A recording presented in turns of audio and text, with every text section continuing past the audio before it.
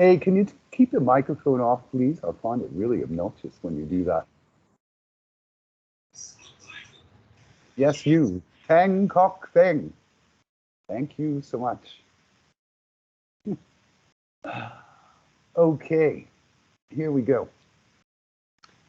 Now, this group is mostly computer science security, and I know that all of you people have had good afternoon. I know that actually everybody has had um, ISFT or security technologies where we covered this, right, in a previous class. And, sorry about the overlap, but it's equally important to both classes. But I got the schedulers to split the computer science security from the rest of the people who have not had ISFT or SET. All right. And so if you feel like you need some extra review on this topic of PKI and SSL, then join us on Monday afternoon. Okay, next Thursday is a holiday, so our Thursday sessions are not on. All right, but we're going to manage it that way because that group has no background in it, and for nearly everyone here, if you look at this, it is, we've got some IT ISS people here that I'm not sure if you've had this in your curriculum, all right, but especially encourage you to join us on Monday at 1 o'clock. The calendar thing will come up in Teams. I don't think I got it set up yet, but it'll be there by tomorrow. So join us. Join us for that session, all right? Because what we're going to do is we're going to push ahead a little bit, all right? We're going to push ahead a little bit to talk about the enhancements that are based on SSL TLS, all right? Let me pull up the resources document here. Let's go to this one. No, it's not there. Yes, it is there. There we are. All right. Let me turn off the camera here and push this over to the side. There we go. All right. So, as I mentioned earlier, all right, by popular demand, okay, the, oops, let me just do it this way. By popular demand, we've increased the size of the groups to 4 people, right? But do pay attention to the requirements because the assignment here says 3, all right? But larger groups are more and smaller groups are less when it comes to the group enhancements because we want to keep it even for everybody. All right. But there's like 15 enhancements here. And so there's plenty to choose from, even if you're in a group of 4. All right. We're going to skip over the LDAP one for this session. All right. We'll get to sudo in a little while, but we need to talk about some background things before that. All right. I'm going to not sure about virtual servers and NFS. It's more of an IT kind of a thing rather than security. This one, protocol analysis, all right. I would say this one is harder than it looks, all right.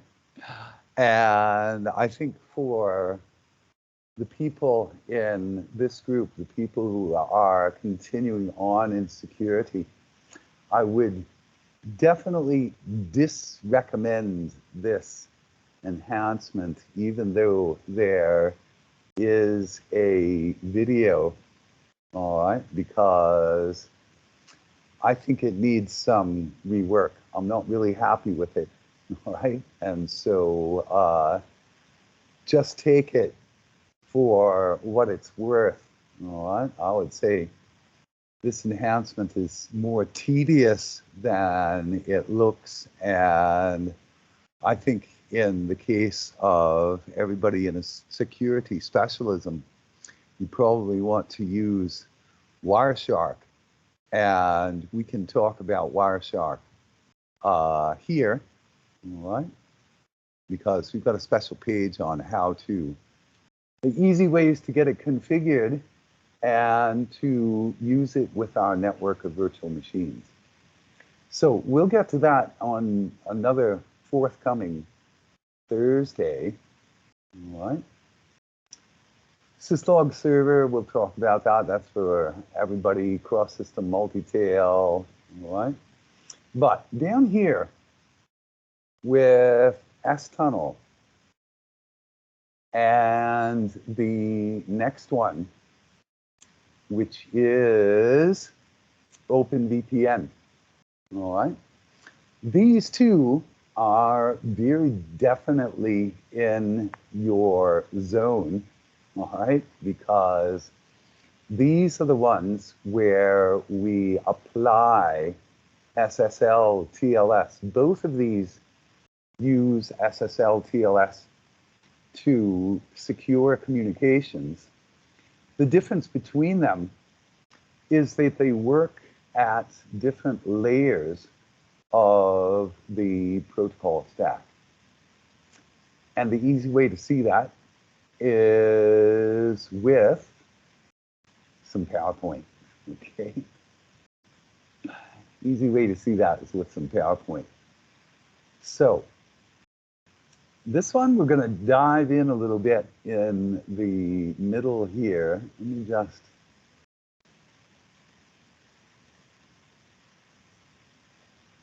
let's start. Let's start here, all right? Configure security on the MyTinyNet site. Ooh, that's what we should start with, really. Hang on a minute. Stop doing this to me. There we go.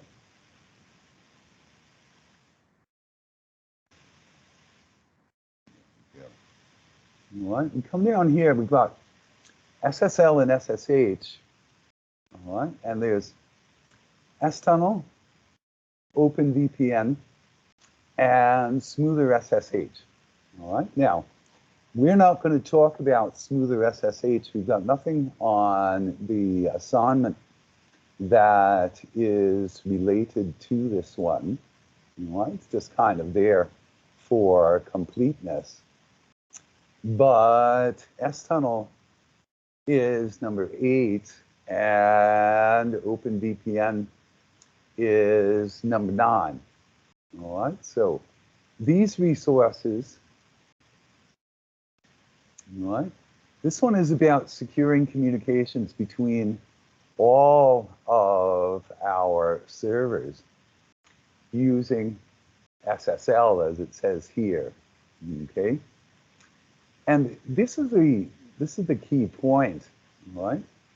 Postfix, Dovecot, OpenLDAP, and PHP. We could spend some time and effort going through and configuring each one of these applications to encrypt their communications that they send out and unencrypt them as they come in, all right? But that's 1, 2, 3, 4 separate configurations with 4 separate certificates and 4 separate sets of configuration files and 4 kilometers of documentation, one for each one. All right. So we take a more unified approach and use this simple app called S-Tunnel that works completely transparently to the application that it is protecting. All right. And the technique that's used there is called tunneling. All right. And that's where the name comes from here, called S-Tunnel. All right. So it's a secure tunnel process of placing an entire packet inside another packet before it is transported over the internet. Now, actually, that explanation has never made a lot of sense to me, but that's the way people like to think of it. Okay? They call it the carrier protocol, the encapsulating packet, and the original packet. All right? But the basic thing is, in both S-Tunnel and OpenVPN work this way, all right? There has to be a source and a destination, and they keep a separate communication channel between them. On the outgoing side, it's encrypted. On the incoming side, it's unencrypted, and then it's passed up to the application. Right? And the application doesn't know. The application just listens on its plain text port, all right? And S-Tunnel takes care of this underneath. OpenVPN, just a little bit different. OpenVPN does exactly the same thing, all right? There's a tunnel interface at the source and the destination. And they communicate with each other. One does the encryption on the outgoing packet, the other one unencrypts it and then passes it up the stack. But here's the key difference. S-Tunnel works at layer 4. It's per service. All right? OpenVPN works at either layer 2 or at layer 3, depending on how we configure it. All right. And when you look at the enhancement specifications on the assignment, all right, for OpenVPN, it asks you to set up both methods, both layer 2 and layer 3. One's called TUN at layer 3 and TAP at layer 2. All right, so we'll review those in a little bit more detail today. All right, but basically all you need to do is follow the instructions, because the configuration files are partly ready in the case of OpenVPN and mostly ready in the case of S-Tunnel. Just checking my stats here. Okay. So let's look at the abstraction of the way these two work. All right. So S-Tunnel works at layer 4. All right.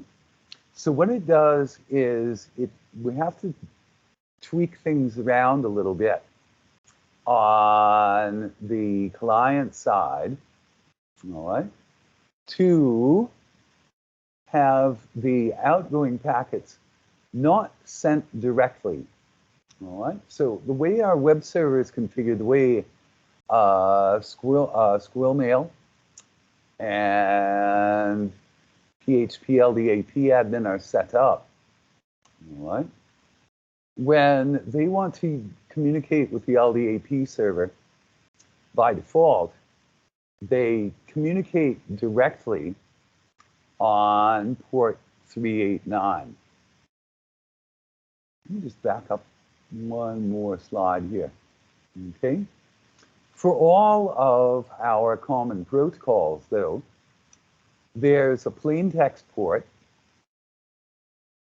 and a secure port, all right, listed in ETC services. All right. So it's 143.993.80.443. Right? They're just listed down here. And this is the map that was used to configure S-Tunnel. All right? So the actual service stays listening on its plain text port. We don't have to mess with it. All right? But on the sending side, we need to make a little bit of an adjustment, right? So that when S-Tunnel catches it, all right, it catches it on port 636 over here and unencrypts it, passes it up to port 389. All right. So this one is a localhost connection. It goes out to localhost, gets passed to S-Tunnel. All right. S-Tunnel encrypts it, sends it across the network with a port 636 destination port. All right. It gets to the destination, it gets unencrypted, and it passes it up to the actual listening process on the plain text port, port 389. This is totally transparent to the server. All right. So when we ask Dovecot or SlapD or Postfix if they're using encrypted communications, they say no, because they're getting things in on their plain text port, right? Because this is all going on under the surface, underneath their event horizon. So the web server has all of these services that it accesses through Squirrel Mail and LDAP admin too on that one. All right. And so on the mail host, the S-Tunnel configuration has the listener there. Right? The listener gets the one in from the client, sends it up to, in this case, it will be Dovecot. All right. And when Dovecot responds, Dovecot is going to see a packet with a localhost address. And so it comes right back to S-Tunnel that pops it across the network on port 993, where it gets unencrypted and passed up to Squirrel Mail so they can display, so it can pass that back to the browser and display the address book in the table, or in this case of IMAP, display our inbox, all right? Or in this case, when we're sending mail, all right, can show that the mail is sent. So that's the way it looks in abstract theory, right? We want to see the way it looks more in practice. Oops, sorry. These S-Tunnel files are pretty much set up for us. All right? There's just a little bit of configuration we need to do. If you want to look at them, I don't have a virtual machine running, but you can find them. They get installed when we do the set roll. The set roll script installs those. But let me just show you. I don't know if you remember this or not. All right. If I come here and double click my TiConf Windows recognizes it as a disk image file, all right? And if I double click it, it will mount it up with its own drive letter. And that way I can just look inside it, right? And I can, if I expand some of the directories here, right, I can see that there's an STunnel directory here with my tinynet ca.zip in it. And I can see the STunnel configuration file that is installed on each machine. So pull up my editor real quick here, drag it in, oops, do this. Drop it into the editor. I can see actually all of this part up here at the top is exactly the same, which is what makes it so convenient, all right? All that changes is this part down here, which is the service specification. This is the one to communicate to the browser, right? This one for LDAP, IMAP, and SMTP. So this one is one of the enhancements that is actually pretty straightforward, all right? It's all on one page on the My TinyNet site here, all right? And basically, all that needs to be done is just some background documentation here. There's that port forwarding table, all right? But basically on the web server, you have to make a couple of little configuration changes to the Squirrel Mail configuration, all right? And on the mail server, especially if you've got LDAP set up, you need to just make one little change there.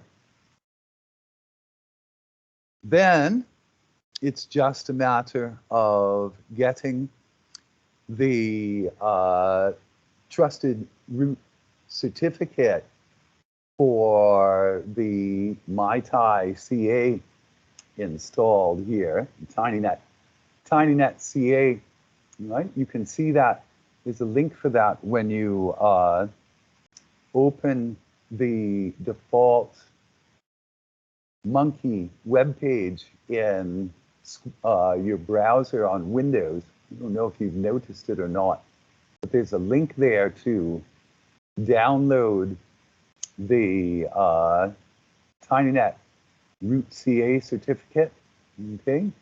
So you can just grab that one off there, all right? And in Chrome, let's pull this up here a little bit. Oh, this one is not secure, all right? In Chrome, it's a little bit different in different browsers, all right? But if you go to settings and privacy, ooh, this is Firefox. Ouch, I'm not in Chrome. Privacy and security. Cookies and site data, logins and passwords. Let's see if I can find it here. Permissions. Security. Ah, right. View certificates. All right. Firefox Certificate Manager. Again, we can import it here. All right. Or, yeah, I have to get it downloaded first. All right. Comes in as a CRT file. Also, you don't want to, oops. If you, oh, what happened here? Back up a little bit because I'm getting confused. If you don't want the hassle of figuring out how to do it in the browser, all right. You can't, oh, I thought I had that slide in here. All right. Just go down here to Windows and get a run box up. Windows R. And then type in cert mgr.msc.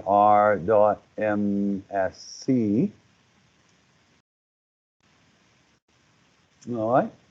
And you can put it in here into, where is it? Trusted Root Certification Authorities. Certificates. All right. And just get it in here so that it's the TinyNet root CA. All right.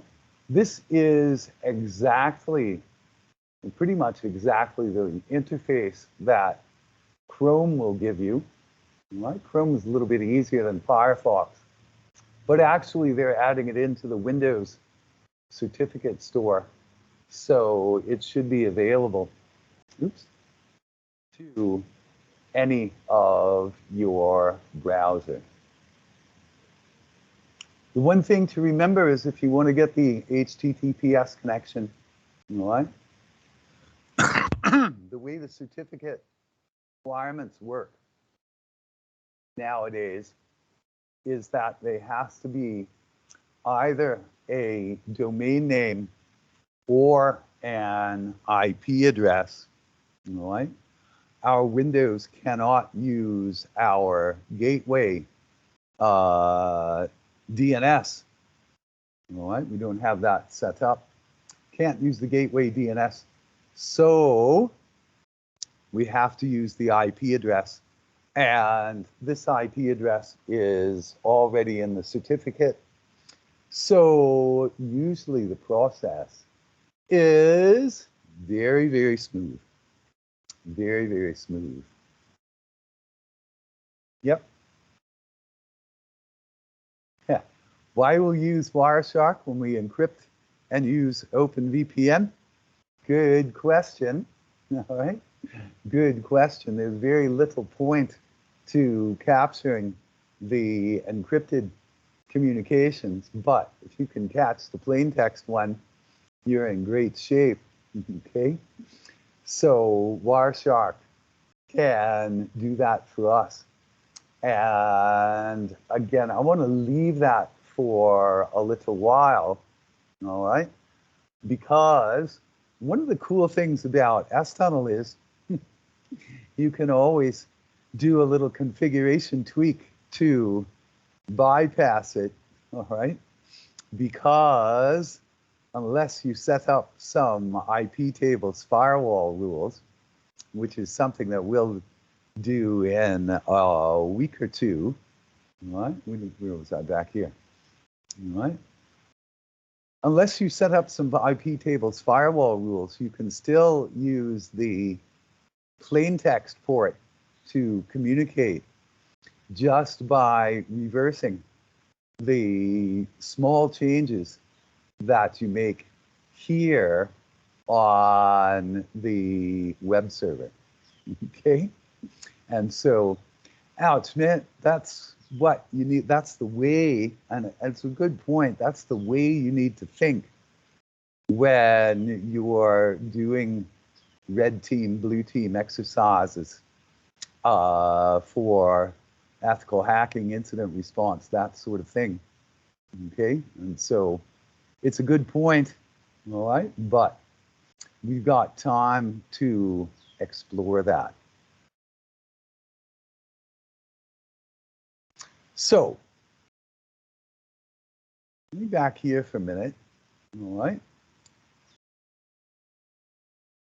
One of the other things to recognize is that, all right, our S-Tunnel configuration and our OpenVPN configuration are minimal security because we use the same key every place, right? I'm sorry, not the same key. We use the same public key, the same key pair every place, all right? And that's why we need the rootCA certificate installed in the browser. That's why the OpenVPN people hate the kind of documentation that we have, right? But certificate management is a totally separate job that is just overhead as far as we're concerned. Once we get things set up and working, we can go around and fiddle around with all of the keys as much as we like, right? To enhance the security, but it works much better to get these things up and running and have one working configuration first, right? Before we start trying to figure out what might possibly go wrong when we start to configure each one with its own individual certificate.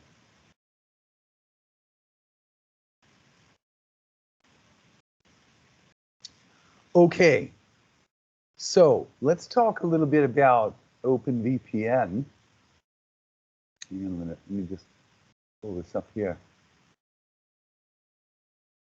No, don't import the certificate to Wireshark. Import the cert to host OS.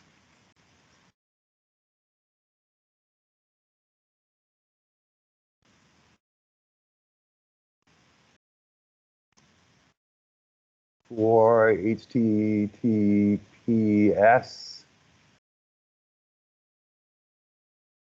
connection. All right. Don't worry about packet sniffers just yet. Oh, right. Okay. I'm not sure if Wireshark can encrypt decrypt the traffic, but Wireshark actually, if Wireshark can do that,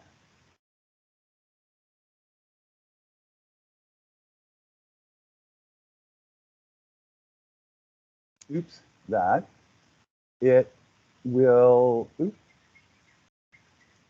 look for certs in the OS cert store. You know what? Pretty much everybody uses the Windows one, you know what? Or the iOS one or whatever, you know what? Whatever operating system you're using. It has the certificate store, and that's what the Windows R, CERTMGR.MSC, gives us a look into, all right? Now, as far as I know, Firefox is the only browser that still has a separate database of certificates, all right? Wireshark, I know, does not have a separate database of certificates, all right? So if Wireshark is going to do any encryption, it's going to be looking in here for the proper root certificate. It's going to be looking in there for the certificate chain to validate it and unencrypt the traffic.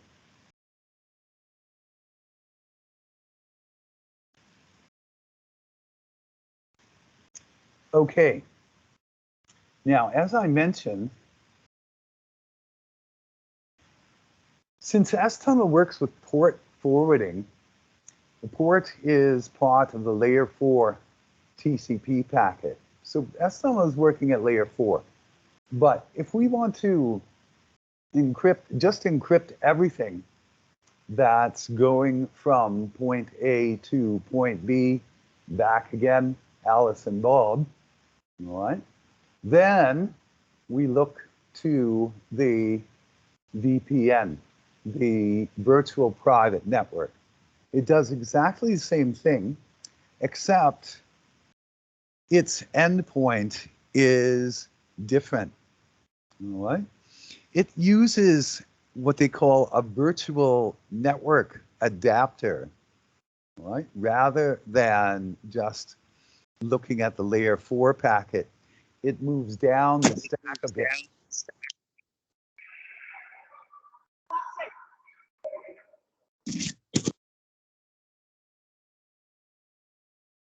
Moves down the stack a bit to layer 2 or to layer 3, IP layer, layer 3, or MAC layer, layer 2.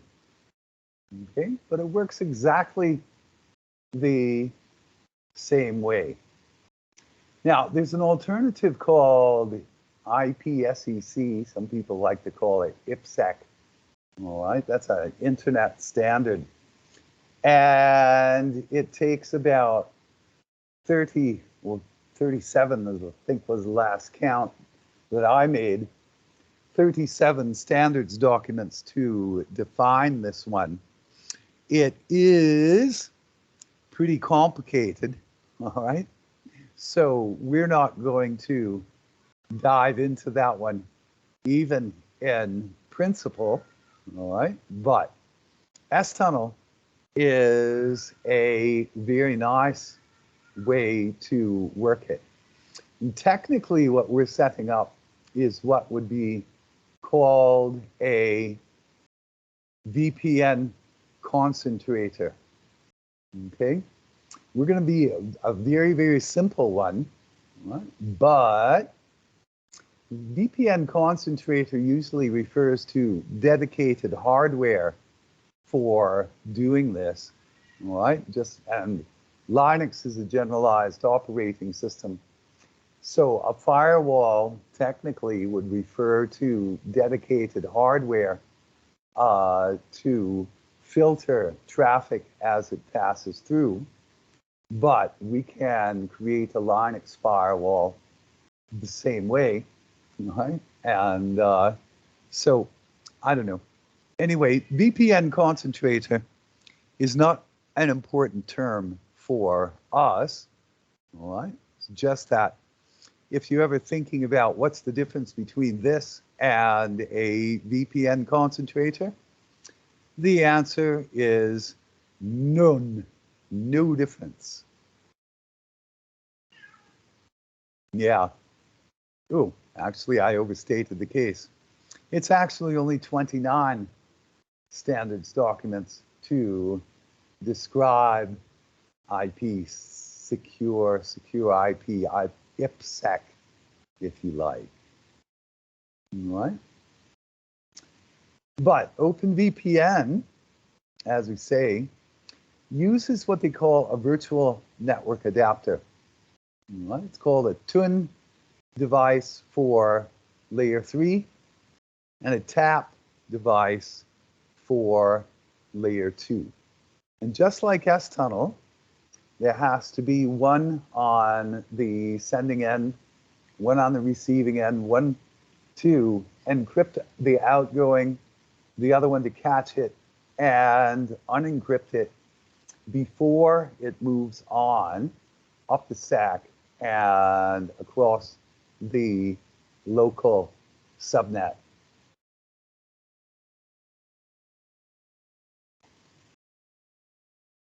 All right. So what's the difference? Again, all right, routing is what we do for layer 3, all right, with IP addresses.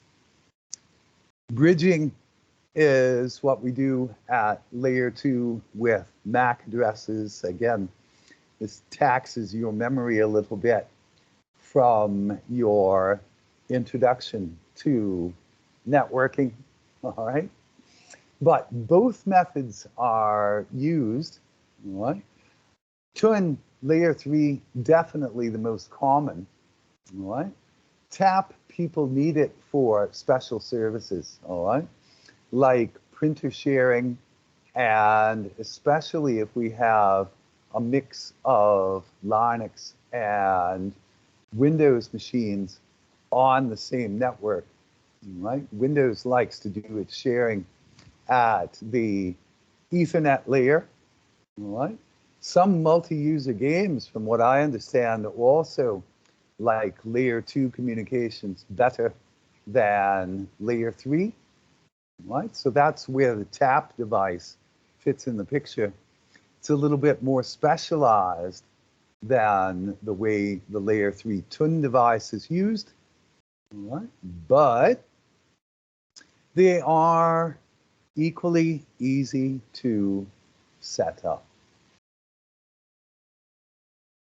Now, the one thing you've got to be careful of, and if you ever look at any documentation for OpenVPN, these guys have worked really hard to purge all reference, exercise it, take it out, all reference to static key mode in the official OpenVPN documentation. And 99.98% of the places that talk about configuring OpenVPN follow along with the OpenVPN developers and only talk about TLS mode. Now, TLS mode is really nice, all right, because it does allow you to dynamically manage your tunnel endpoint IP addresses, DHCP style, and it does give you client and server control, all right? But there's a huge amount of overhead in setting up individual certificates for each server, getting them properly distributed, getting the public key certificates properly spread around, or running some kind of a CA so that the OpenVPN endpoints can validate who they are talking to. So we make the OpenVPN developers angry because we've got good documentation for static key mode. And just like with S-Tunnel, that means that all of our OpenVPN endpoints can use the same key pair and have the same certificate, so that we dispense with all of the overhead of certificate management, and we can focus on getting this running. All right? So just be sure that when you're working on if you choose to take up this enhancement, all right, if you choose to take up this enhancement, be sure to follow the instructions on the TinyNet site, all right?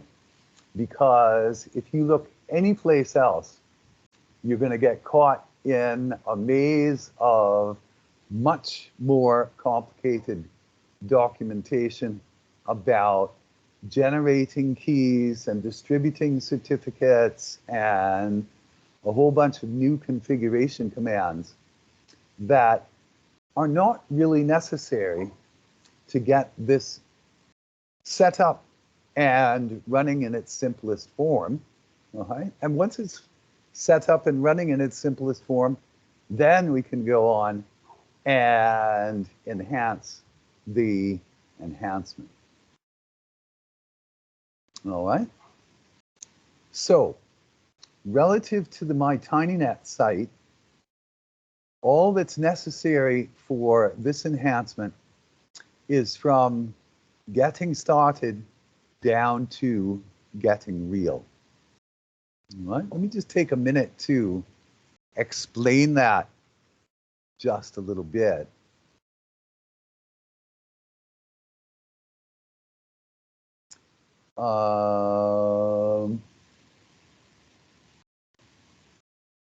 Right, okay. Sorry, got caught up looking at the temperature gauge. All right. You come back up here and get to the OpenVPN page, SSL and SSH. Oops. OpenVPN. All right. Now, this part gives the same kind of background that we just saw in the PowerPoint. All right. A little bit of background on TLS versus static key mode. We use static key mode. All right. And there's this part here called getting started. All right. And this one walks you through setting this up, generating a key pair, all right, and sharing that key around to the other end of the tunnel. The sample configuration files are already installed there, all right. There's just some minor modifications that need to be done. But again, this is one of the things about static key mode. All right? This is how simple the configurations files can be for OpenVPN. All right? And again, if you look at the TLS mode, all of these have another dozen commands in the configuration file. And it makes it a little bit harder to figure out, all right, exactly what is important, what's essential, and what's not.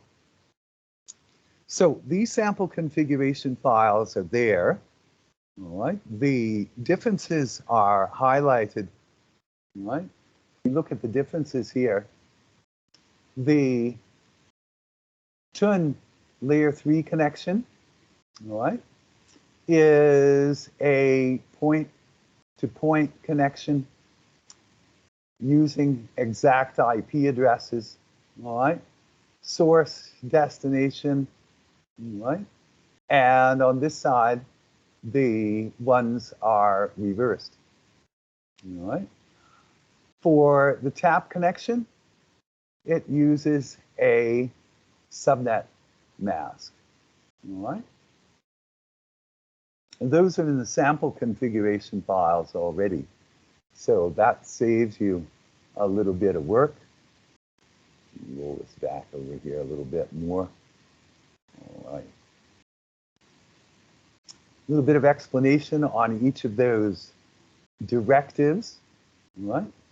Now, here's the thing. This you can do for testing and have a little bit of fun, but basically, it's much better to have one that's going to be designated the server that's always listening, right? And one that's going to be designated the client. And the way to do that is to use XINET-D, right? And so again, just some minor changes. You can use the Telnet configuration and just make some little changes to it to match up the service name, the ID, and the ports that we're going to use.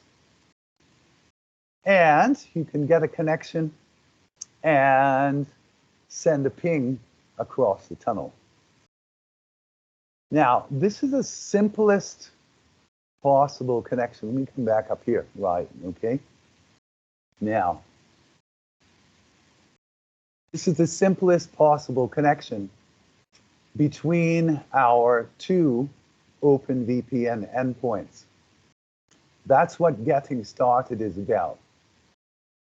Getting real is about what you have to do to get from the VPN tunnel endpoint to the other machines on the subnet, right? Or on the Ethernet segment if we're working at layer 2. But there's no need to do this because it means you would have to set up, just like it's pictured here, 6 more virtual machines, all right, to demonstrate that. And that's a little bit beyond the time and the effort that we want to devote to it, all right? So stop when it gets to the getting real part here, because this part is about further configuration directives, right? For getting it set up in a real case so that you can communicate, so that you can communicate securely between the tunnel endpoints, right? And then the tunnel endpoint can pass things along to the other machines that are on the subnet.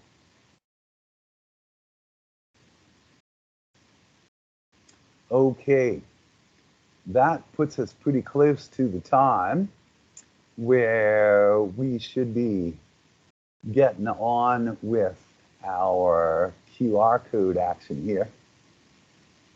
Oh, ouch, let me do that. Let's get this uploading.